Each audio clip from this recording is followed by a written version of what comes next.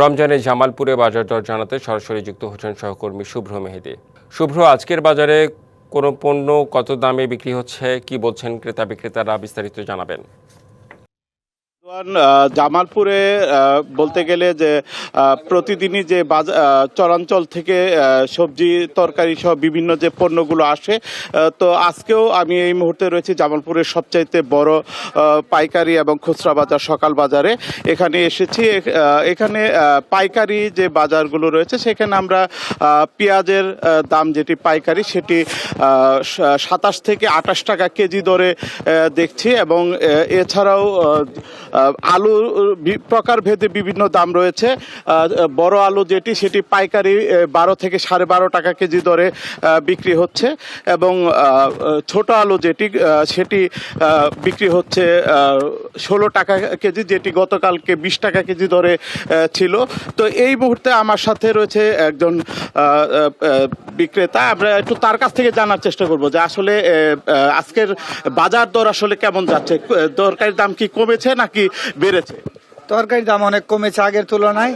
যেমন পেঁয়াজ আগে ছিল 50 টাকা, ওই হিসাবে পেঁয়াজ এখন 30 থেকে 35 টাকা। আলু বড়টা আমরা খুচরা বেচতেছি 14 থেকে 16 টাকা, ছোটটা 18 থেকে 20 টাকা। আর শশা আগে ছিল যেমন 70-80 টাকা, এখন শশা বাজার 30 থেকে 40 টাকা। এবার নগদে পাচ্ছেন হেলিকপ্টার অফার, তাই কেনাকাটার পেমেন্ট নগদে করুন আর বুঝে নিন 2000 টাকারও বেশি ক্যাশব্যাক সহ হেলিকপ্টার রাইড। পেমেন্ট শুরু করুন আজই। সাজনার কেজি ছিল আপনার আগে ছিল 400 টাকা, এখন সাজনা 200 টাকা। লেবু আগে ছিল 200 টাকা কেজি, এখন যেমন 120 থেকে 140 টাকা কেজি। টমেটোর বাজার এখন মনে করেন যে 16 থেকে 20 টাকা কেজি। কাঁচামরিচ হচ্ছে আপনার খুচরা 120 টাকা কেজি। করলা হচ্ছে 80 টাকা কেজি। ঢেঁড়স 120 টাকা কেজি, পটল 120 টাকা কেজি। তারপর হচ্ছে আপনার বেগুন। বুঝতে পারছি যে বিষয়টি হচ্ছে যে তরকারি দাম আগের চাইতে কিছুটা হলেও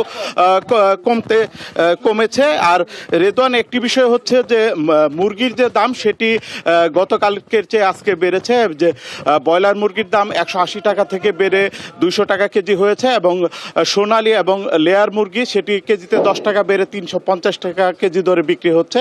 এছাড়াও গরুর মাংসের দাম 700 থেকে 750 টাকা কেজি, এবং খাসির মাংস 1100 টাকা কেজি দরে বিক্রি হচ্ছে।